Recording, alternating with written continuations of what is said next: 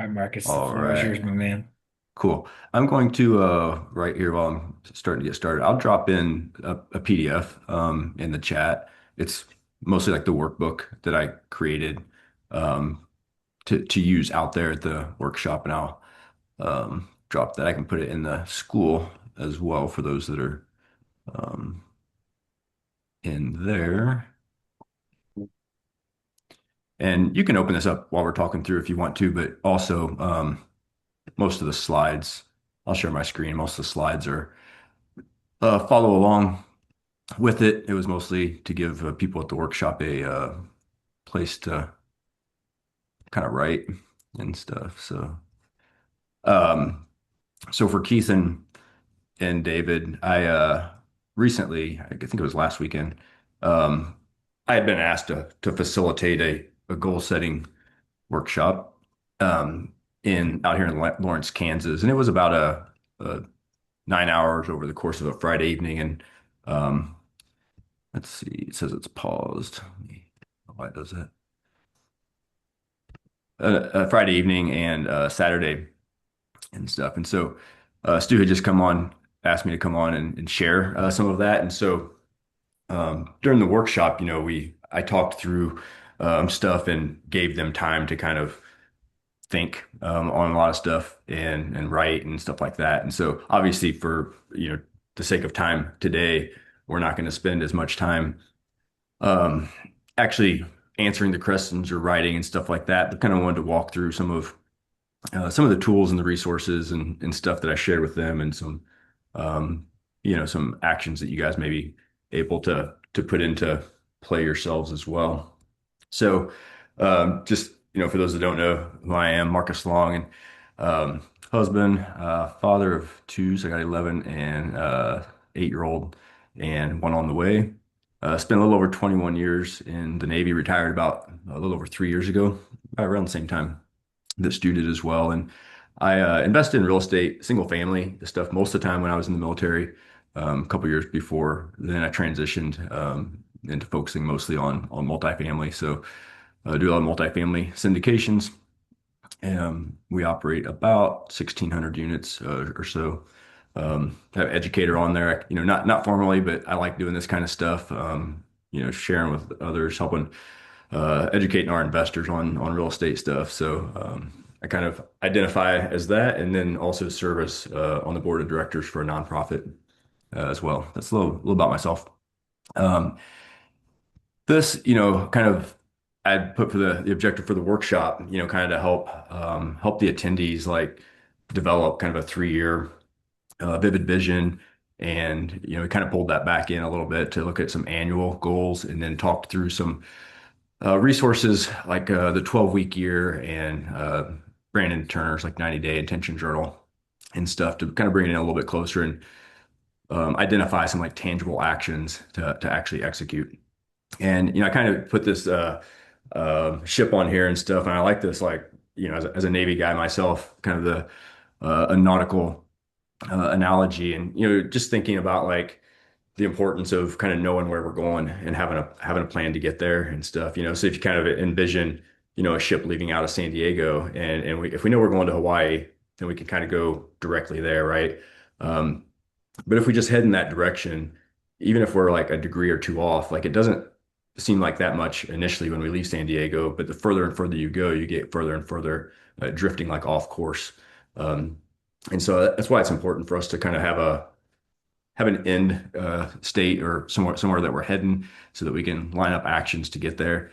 And just like in real life, for those of us all that have been in the military, we know we get halfway to Hawaii and then we get some different guidance and they're like, hey, go to Japan now instead. And that, like that's okay. That happens to us in real life too.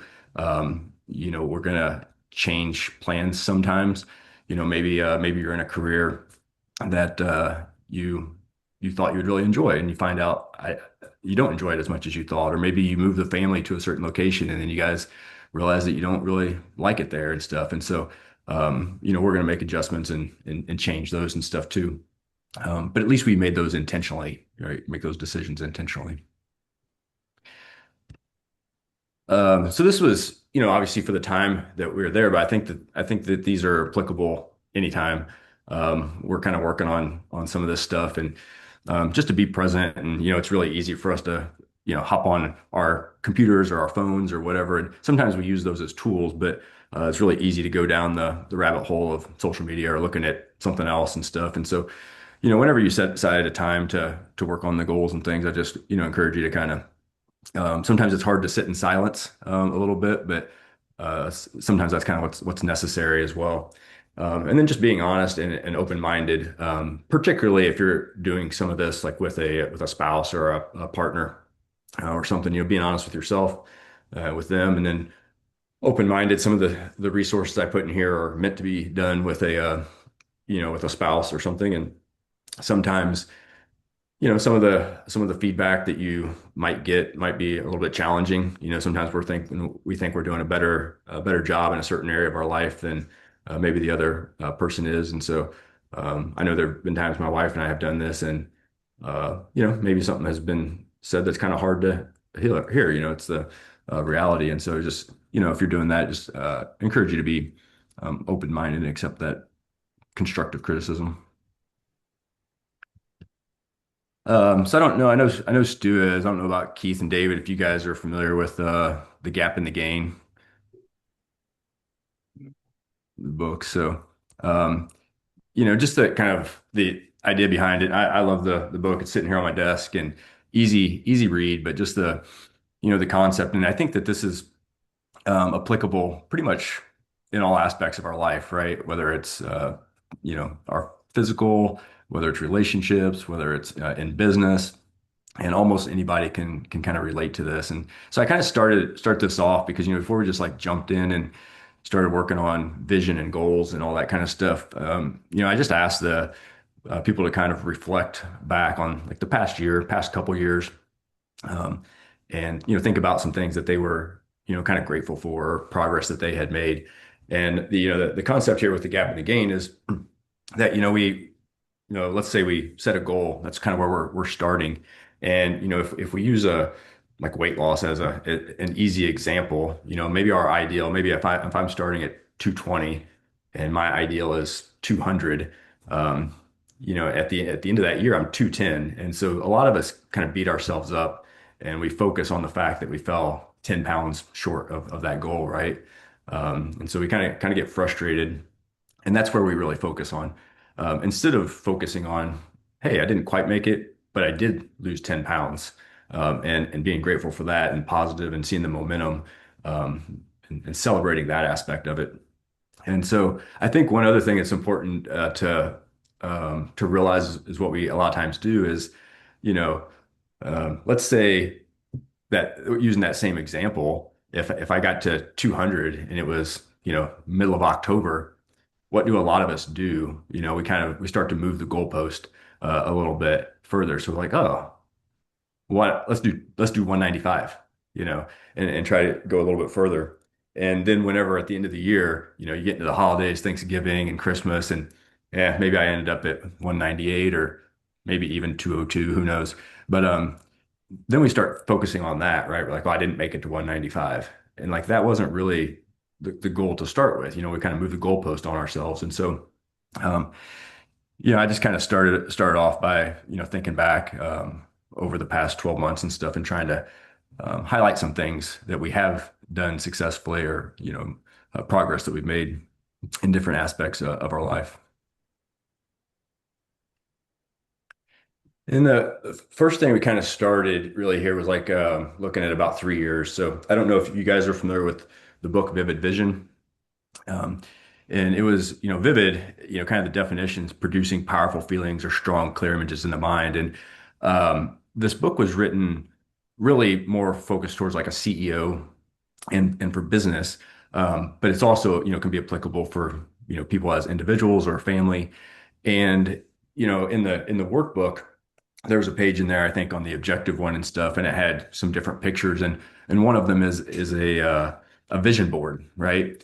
And so when you think about like a business and a CEO, a vision board can be good for us as individuals, maybe, like to look at and be reminded of the things that we want to achieve. but it doesn't really translate to other people necessarily. If my wife makes a vision board and shows it to me, I might think that the pictures on there mean something different than what she intended for them to mean, right? And so that was the kind of the point of the book here was vision. And to give you an idea, if in case someone hasn't, I'll just read a couple sentences from the book just so you kind of get an idea. So it says like every employee is thoroughly engaged and understands how his or her role fits in the big picture. We trust each other implicitly and hold each other accountable for excellent work, meeting deadlines, and hitting our budgets. Our staff enjoys hanging out with each other. We regularly devote company time to socializing and fun. Um, our offices encompass the entire sixth floor of the Olympic Mills Commerce Center. Our teams are clustered in open areas near breakout rooms where meetings and conversations take place frequently. We have two kitchen areas and three lounge areas where employees can relax, eat, and converse. When visitors come to our office, they are impressed and want to work in space like ours. We have 28 full-time employees and utilize several freelancers to create for creative and digital work on an as needed basis. So you can kind of just like listen to that. They're even describing like the space where their offices are, how many employees there are, things like that. And so now, like it's that clear, that vision can be shared with every employee in that business, right? The managers, down to every individual that works there. And so I would just encourage, like I said, we took a little bit of time just to kind of sit and start to kind of write and build that out. And I encourage everyone to set aside some time. Like I said, it can be hard to sit in silence, but whether you do that in your home, a library, if you have a cabin to go to, obviously I don't think many of us want to be outside right now, but if you do it in the summer or something, it could be nice to go sit in a park, whatever. Um, but just like spend time to define like in your life whether and you can incorporate business stuff in there.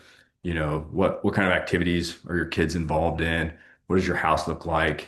Are you still living where you do? Do you live on a beach, in the mountains, in the suburbs? And just get like really descriptive. If my wife wrote one, to probably be like a wraparound porch on the house or something. And just like what is it what does that look like for you? Didn't your family just do vision board? Didn't I see you post that? We did, yeah. We did vision Mhm. boards on New Year's Eve. It was fun. Yeah. That's cool. And yeah, you guys, I think I remember Stu, you guys kind of sharing and Yeah. talking about what was on them, right? And so Yep. that's what you would have to do because like if you looked at your wife's or your kids, you might misinterpret why they put a certain picture on there, but yeah, it translates whenever you are able to have that conversation about it. Yep. Yeah. We posted them on our Yeah. doors of our bedrooms so we could Mhm. see them every day as we kind of go in and out.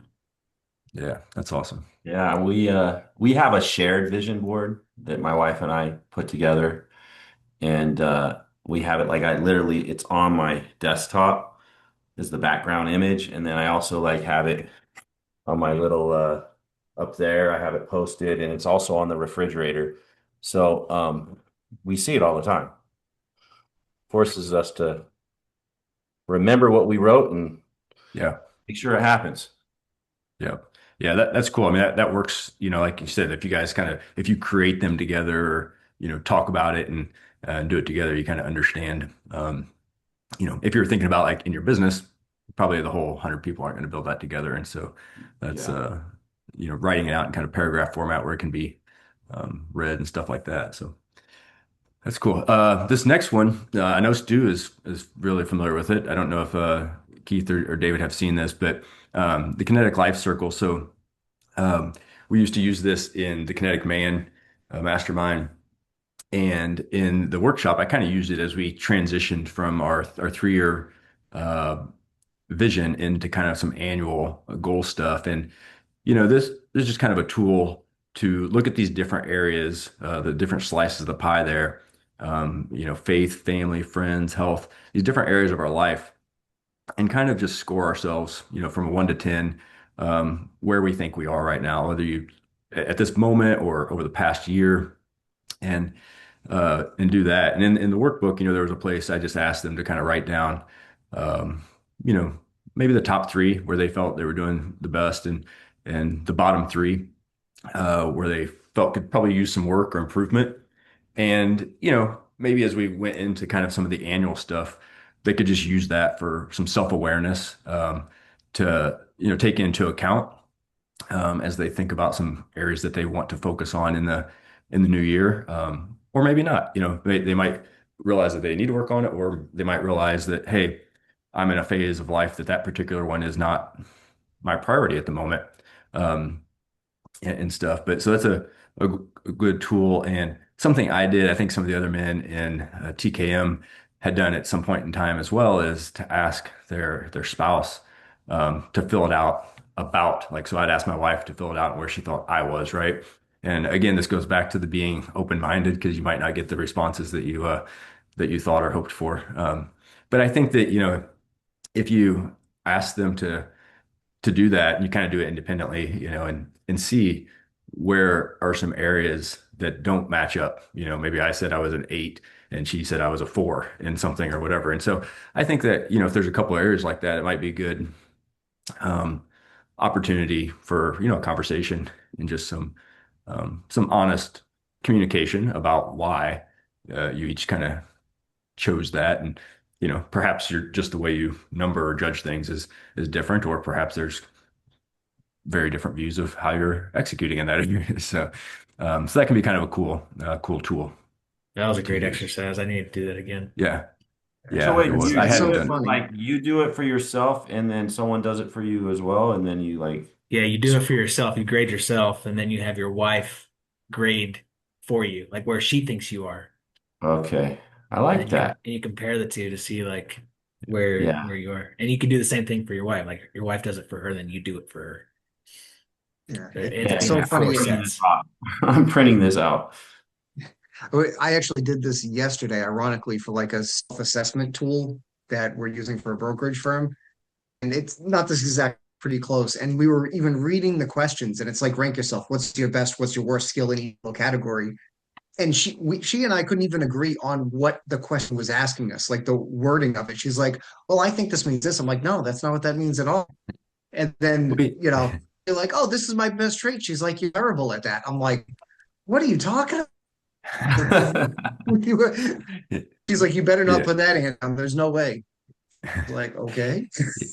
yeah, we had that conversation in TKM amongst the men sometimes too. Like getting down to like the definition of these areas, or like, it's like, are we ever really a 10 in an area, or is there always some room for improvement or something like that, right? And so, yeah, we had some of those conversations. But just like you said, David, like there's sometimes you think I might think I'm, having all kinds of fun.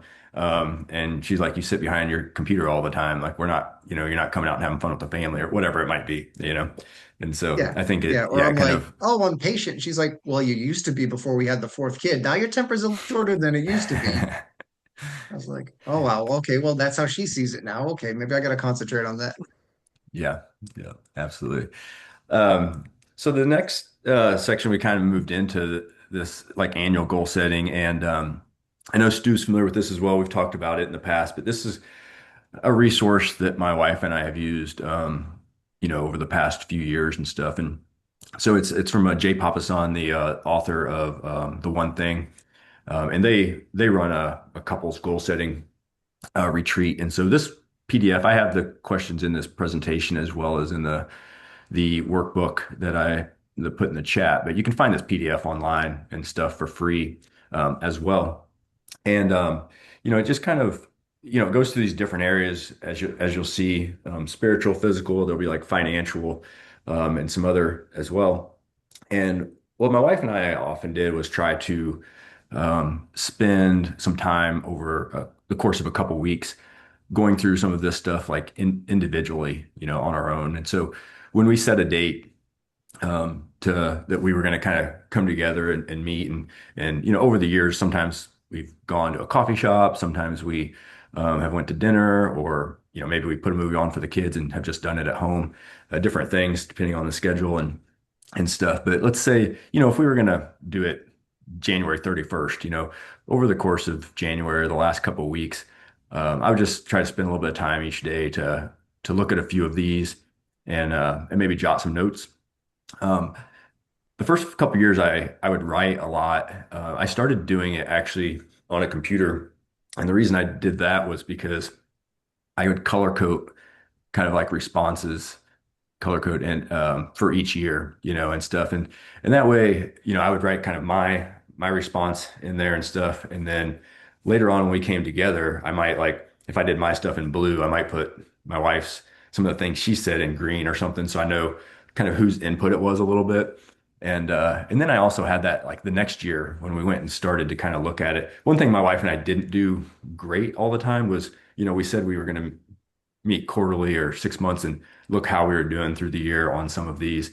And that's one thing that we have admittedly fell short on a lot of times, um, is kind of going back and reviewing throughout the year. But when we go to do it next year, we can look at some stuff, and some of them we're like, oh yeah, we crushed this, or we really did a good job. And some other things we're like, oh man, I forgot we said that. So we didn't really necessarily work or focus on it. Um, but and you don't necessarily have to answer all the questions. I try to kind of jot some notes for as many as possible, and then when we would come together, and sometimes it might be all in one night. Some of these things can lead to some longer, deeper conversations, and so sometimes we'd break it up, over the course of a couple different days. And so, yeah, you got the spiritual, physical, some like personal things like, I want to work on Spanish. I'm going down to Mexico and Central America a lot to build homes. And I think it would be a more fruitful, you know, experience if I could speak to some of the locals or people we build with or stuff like that. Um, a key relationship, the marriage, children, extended family, friendships. So pretty thorough there. The financial, again, this is something that you can it has some net worth and budget type stuff. And whether you or her or both of you together do finances, that's kind of stuff that's useful to have kind of prepared ahead of time, so you're not spending a lot of your time together trying to dig that stuff out. You kind of hopefully have some of that updated, and then you can kind of use the data and the information to actually just kind of focus on the questions. So that's some of that section. Like I said, it's in the workbook that I sent, but you can Google the title of that and stuff too. And there's a PDF you can print offline Marcus, did you take as all well. those questions from that PDF that JPAP presented? Yeah. It is. That's Yeah. correct. Yep. Those Yeah. are that's a good one. Yeah, all those questions are right out of his PDF. So, I like it. yep. And then after the app, we kind of started moving into these last couple of resources that we'll talk through here are um, they're similar. Like kind of one of them. So one of them is going to be the 12-week year. I don't know if you guys are familiar with the 12-week year um, book, and then the other one is Brandon Turner's Intention Journal, and they're not the same. They're about the same like timelines and stuff. Um, but I'll kind of talk through these, and this is getting more to the kind of that timeline, but really developing specific actions to achieve some of the goals. And so in the 12-week year, there's kind of this process that I have on the screen. So, we already kind of talked about the vision, using vivid vision and stuff. In a minute, I'll flip over and kind of talk about developing a 12-week plan. The processes and controls, that's kind of like, so we use this. I coached for a multifamily mastermind for a couple of years, and we would be in accountability groups. We'd have weekly accountability meetings. And so we used the 12-week year. And so the processes and controls would be setting up things like, like a weekly accountability meeting with, someone else or a group of people to do that. It might be scheduling once you identify the actions, actually go scheduling them on your calendar, so that you're not just like, I hope I get it done this week. It's actually on your calendar to execute. The keep score and continuously improve. You'll see here in a second when I flip over how we kind of keep score on some of that. And then the whole thing really with the 12-week year, the premise of it is, when we set these like annual goals, there's a lot of extra time, right? Like if I get to the end of January and I haven't made much progress, mentally I'm thinking, like, oh, I still have 11 months. I have plenty of time to work on it. And so whenever you compress that, and the author of the 12-week year kind of says like scrap annual planning, right? So all of these things I'm talking about today, they don't necessarily all, if you use them to the T, go together, but just to try to have some resources for different timelines and stuff, I want to share that with you. But, so he says, hey, do your planning in these like 12-week cycles. And, if I get through January and I haven't made much progress, now I've only got 2 months left, right? I feel a little bit more pressured or heat to get that done versus if I have 11 months left. So that's a lot of the part of the 12-week year. And so you start to use your time more efficiently, if you're really using it. And so you kind of regain more of your control of your time and then, the accountability and commitment. The 13 week is essentially for a couple purposes. One is like let's say, if I have a goal, in a minute, you'll see an example of mine. And let's say I fall short a couple of my goal. Well, 13 week can kind of be a buffer, to if a little bit of extra effort is needed to accomplish that. It can be a time where you kind of like look back and reflect on like what went well, what didn't go well, how can you adjust for the next 12 weeks. And then maybe you did crush your goal, your 12-week goal. And so maybe take a breather, go celebrate, take your wife to dinner, whatever that might be. And so an example of this is like, and for both this and you'll see on the intention journal, there's like kind of like three main goals, right? You can identify like three main goals. And we're only going to talk about one right now in the 12-week year, but like in the book, he basically doesn't really have more than like three or so at a time. And if you get too many more than that, you start spreading thin. You really can't focus on them. And so, maybe you have one that's business related. One of them might be physical related. I typically pick them from like different areas of my life or something to do. And so in this case, like my 12-week goal was to add like 30 new qualified investors to my investor list in that 12-week time frame, right? And so then we would go down in like the actions and identify like specific actions that will lead to accomplishing that goal, right? And so, I might be posting on social media, and the target's the number of times that you're going to do that each week. So if I post on social media, there'd be like 3 times per week that I was going to do that. I was going to attend a in-person or virtual meetup once. I was going to spend 60 minutes preparing for speaking events or content preparation, that kind of stuff. And so as we go through here, and at the bottom, I just kind of added those myself. Like my newsletter list is kind of a funnel into my investor list. And so that was kind of for me to track. Like I knew if I was going to add 30 new qualified investors over 12 weeks, I needed to average 2.5 per week onto the investor list. And that way I this is the keeping score part of it, right? And so every week I'd go to my weekly accountability meeting and, I would either report whether I did or didn't execute those. And so, if maybe I only posted on social media twice or I didn't make it to a in-person or virtual meetup or whatever that might be. But you really want to ensure that these actions align with the goal, right? When you read the action, it should have somehow drive achieving the goal. And so all of these in some way support my goal. Admittedly, like I might look at this and say um, that reaching out to a podcast host to schedule a podcast, that may or may not impact the goal in this 12 weeks, right? Sometimes their schedule, I might be 6 weeks out, and then by the time I record, it doesn't come out for a little while longer. So it's related to the goal. It may or may not help me achieve it within this 12-week time frame.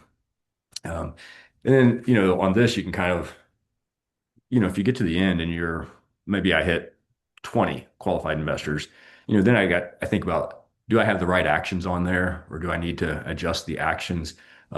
Or if I think I have the right actions, do I need to adjust the quantity of what my target is? Should I be posting on social media more? Do I need to go to more meetups and adjust those so that I can actually hit the target? Marcus, So that's were you taking these actions and you had mentioned, putting them on your calendar. mhm. I know, you and I follow like a calendar pretty strictly. Did you actually put these on your calendar and like schedule them as time blocks on your calendar? I did. Yeah. Yeah. Yeah. And that's, if you're really using like the 12-week year, the way he says to, I mean, you can do this kind of informally, but that's part of like that processes and controls, right? Is to like, if you, when I first started doing this, I didn't do that, right? And I would come back to the weekly accountability meeting. And so other people in there would be like, okay, like, it's like, I didn't go to a in-person or virtual meetup. And so like, you can't wait till the end of the week and then be like, I didn't get that done. You have to identify one, whether it's in person or virtual, and identify it and get it on the calendar to make sure you actually go.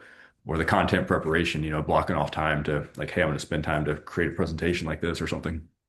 So over time, I realized that most of the time when I didn't execute it, it's because it wasn't on the calendar and I had waited till the end, it was like an hour before my meeting. I'd be like, oh crap, I didn't do that one. And so I essentially started, for the most part, doing it, kind of the same time every week, but sometimes like a meetup or something, I might go to a different one. And so like right after our accountability meeting, I would like look for an opportunity, so that I can get that on my calendar, you know, earlier than later in the week. Did you find that the accountability meeting, um, did that meeting itself really force you to do the actual actions just because you didn't want to like show up with not doing them? Yeah, I think that, I think it all depends on who you have in the group, right? Yeah. Because I mean, I think it's most of us don't want to show up and not have it done. But if you have three or four other people that are kind of like, you kind of show up and you're all like, yeah, we didn't. It's kind of a rough week, and just kind of let it go. It might not have that impact on you and stuff, but if you have a couple people in there that like will ask the tough question, like there's going to be a tough week once in a while. There's going to be some things that fall short, but like the people that will actually ask, like, okay, when are you going to like who are you going to reach out to for a podcast this week, or what meetup are you going to go to, right? And actually force you to um, kind of think about it and answer or go get it on your calendar. Um, then I think it's effective. But I think I've been in groups that have gone both directions. Yeah. To be honest. That's good, man. Yeah.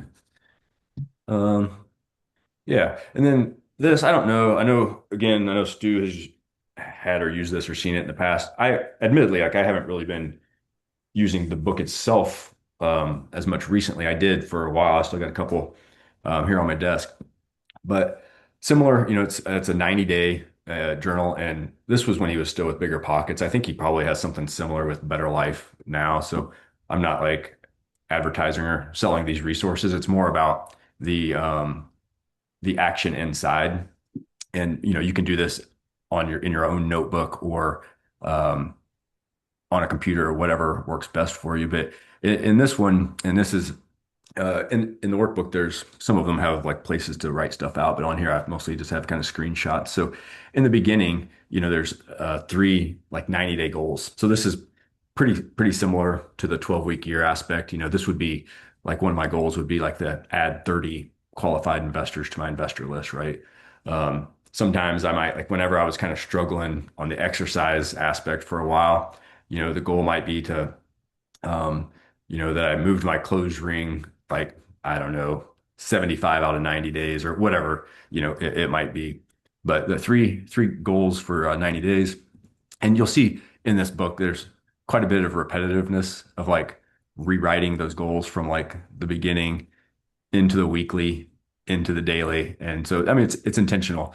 I think that's probably one of the reasons I eventually stopped was I was like, man, I feel like I'd start abbreviating or writing short note and stuff a lot because like I'm writing the same the same goal over and over and over, which I'm sure was intentional on his part.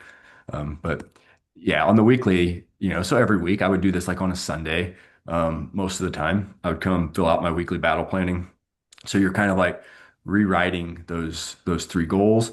And I think what is most effective here is kind of like it's kind of probably kind of hard to see, but it says like this week my objective is right. And so I think the power in this, as you'll see, when you go from the 90-day goal to the weekly to in a minute when I go to the daily, it's kind of like bringing it down into those bite-sized chunks or those actionable items, similar to it was on the 12-week year. And I think a lot of times we have these like bigger goals and we're just like there's 30 things that we can do to move closer to that. We don't really know where to start. And so what we really just need to do is figure out like what's the one thing I need to do right now? What's the next step? That might be a phone call or something, right? So a lot of times it's fairly simple. But here, we kind of break it down. Like what's the weekly objective? Um, I liked in here how like at the bottom of that page, it's kind of like, the one thing that, if what's the most important thing for this week, right? To identify one thing. And he does the same thing for each day. And, we have a lot of times we have this like big to-do list and we scratch 5 off and add 10 more. And kind of going back to the gap in the gain, we're frustrated or we beat ourselves up or whatever that might be. But in here, how whether it's a weekly objective or daily, you identify like this is the most important thing, like this week or today. And you know what? Even if I did add 10 more things to the to-do list, at least if I got that thing that I said was most important done, I can celebrate and do that. So that's the weekly. On the right-hand side there, I liked that too, like kind of the habit tracker and stuff. I've used it for various things when, uh, a lot of times I didn't drink near as much water as I should. So something simple like that, I might put in there like how many cups of water I was going to try to drink per day, or maybe I put in there like um, reading the Bible or just things. They weren't always necessarily tied to my 90-day goals, but more, I used that personally more for just things that habits I wanted to create in my life um, to be better. Yeah, and then as we kind of go over to the daily action, as I mentioned, you're kind of rewriting the goal again, rewriting the weekly objective again, and then the most important next step, right? And so that's one thing I like about this is for each of those goals, you identifying like this is the next thing that needs to happen. Um, and like I said, that might be picking up the phone and calling somebody. It might be writing a paragraph about something, whatever it might be. But I think a lot of times we waste time or spend time thinking about, the to-do list or what things, the 14 things that need to be done for that goal. But when you kind of identify what the most important next step is, then and then just do it. You know, I admittedly don't use the calendar stuff in here much just because I live off my Google Calendar and stuff, so I don't do a lot of writing. I think one thing when I was using this a lot more, the end of week or the evening review, I was not usually very good at, especially like with kids and stuff, trying to get them down to bed or whatever. And most of the time, I found myself looking back at the day before, answering some of that like in the morning, whenever I was filling out the rest. So, but that's I think that's about it really through there. Like I said, um, in the workshop, we kind of, I would kind of present an idea. We would spend some time to write that out and stuff. And then we'd come back and give people the opportunity to kind of share and talk about that a little bit. But hopefully, whether you've heard of some of those resources before or not, it just kind of gives you some idea, how you can implement some of that. Whether sometimes we might be good at the goal, 90-day or actions, but we don't really think far out like the vivid vision stuff very often, or vice versa. Maybe we have a vivid vision, but we don't spend a lot of time identifying the actions to get us closer to that. So happy to answer any questions, or if you guys want to share any of your own things that work for you, or It's good, man. I appreciate everything that all those resources are fantastic. Yeah, I found that, like you said, like if you create the vivid vision, if you create the vision board, if you write the goals, like that's great, but you don't get anywhere unless you actually like put action steps to it, right? Mhm. There's another book I think we talked about in Seven Figure, or one of the masterminds that we were a part of in the past, Four Disciplines of Execution, Yeah, um, where it talks about like lead measures versus lag measures. yeah, Like lag measures are the actual like goal that you want to get to, but like you have to do a bunch of stuff leading up to those to like do it, right? It's the action steps. It's the stuff that you're putting on the calendar. It's the stuff that you're even doing to get there. I think that's the stuff that really makes a lot of sense yeah, for me. And what helped me also, and Keith, I know we talked about it in the past, is like matching an identity to that, like matching a value to that, right? Like I am this type of person. Like I am a present father. I am a healthy individual, right? I am a, a knowledgeable individual on the Bible, right? Like identity statements, value statements that match that goal that lead to the actions that take place. So it's all helpful stuff, man. You just gotta actually do it. Yeah. That's the biggest No, thing. that's great. I actually talked, I couldn't remember the name of the book off the top of my head out there, but I talked about the lead and lag Yeah. measures and stuff. And I remember, reading that probably 4 or 5 years ago or something. And that was really helpful for me at that point in time, because I agree, like so often when we set these goals, if it's like I want to lose 20 pounds or whatever, our goal that we state is the lag measure, Yeah. right? And it doesn't happen without identifying the lead measures and stuff and scheduling them so that we actually execute them. But Dude, similar to you, like I am terrible at like the end of day review, the night review, like end of week review. Like I rarely ever do that. mhm.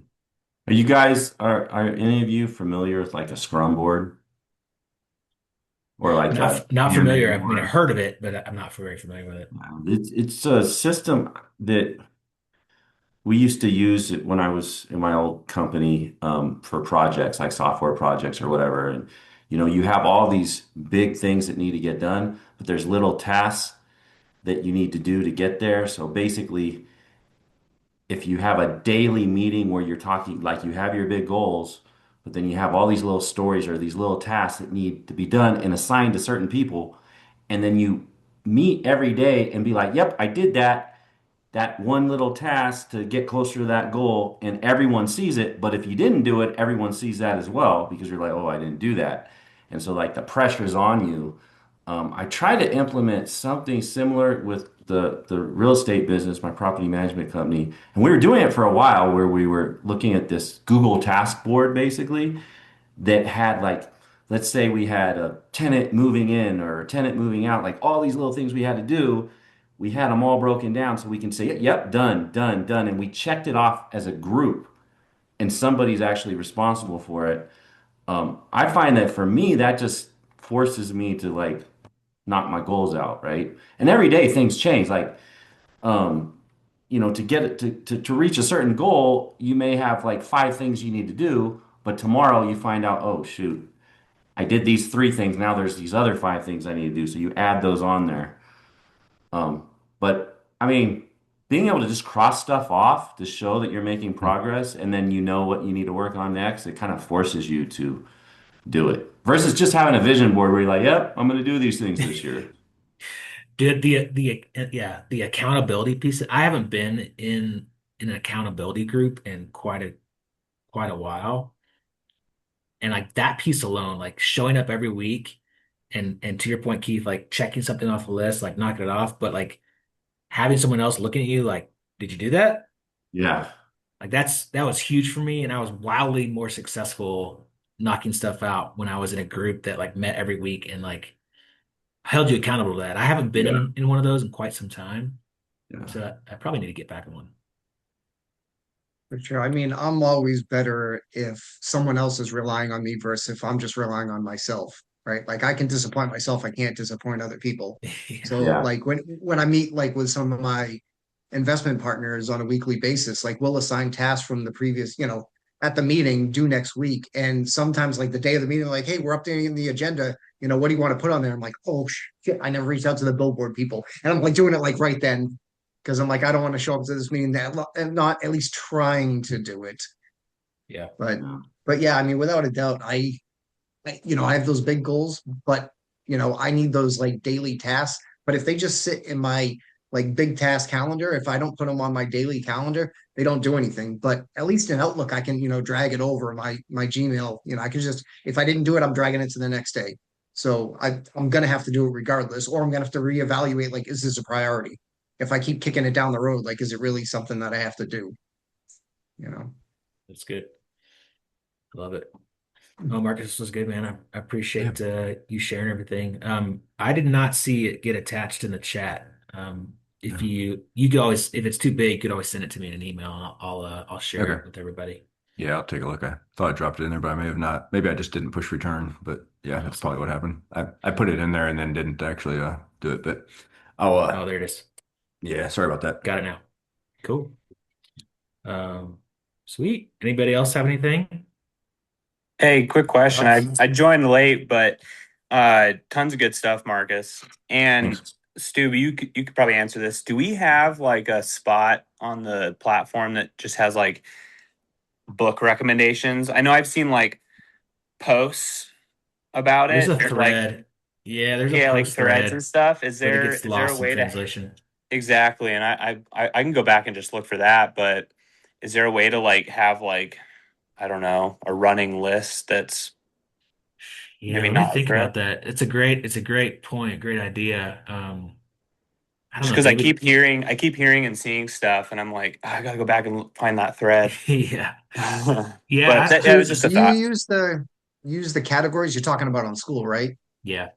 So those categories, like, do you have a books category or recommended No, I like like reading or maxed out something? our categories with different Mhm. topics. But there's a few topics categories that like don't get used very much. Another thing we could maybe do is like, man, I don't. Yeah, let me think about it. It's a great idea, Hunter. Let me Wait, kind of play around with the school platform and see if there's a way that we could do something. Or maybe no just worries. pin that to the very top and just keep it at the very top every time. Yeah, however you want to do it. It was just something I was thinking about because I keep seeing so Yeah. many good recommendations. Yeah, man. No, it's Sweet. good. Thanks, guys. Cool. All right. Well, we're at the top of the hour. Marcus, as always, thank you, Thank you. sir. Awesome. Appreciate you. Thanks, guys. All right. Thank You guys, you. Cheers. I'll send out a replay too. That was All great. Awesome. right. Thank Great you. meeting you, Okay. gentlemen. See you guys. Thanks, David. Cheers. Stay warm. See you.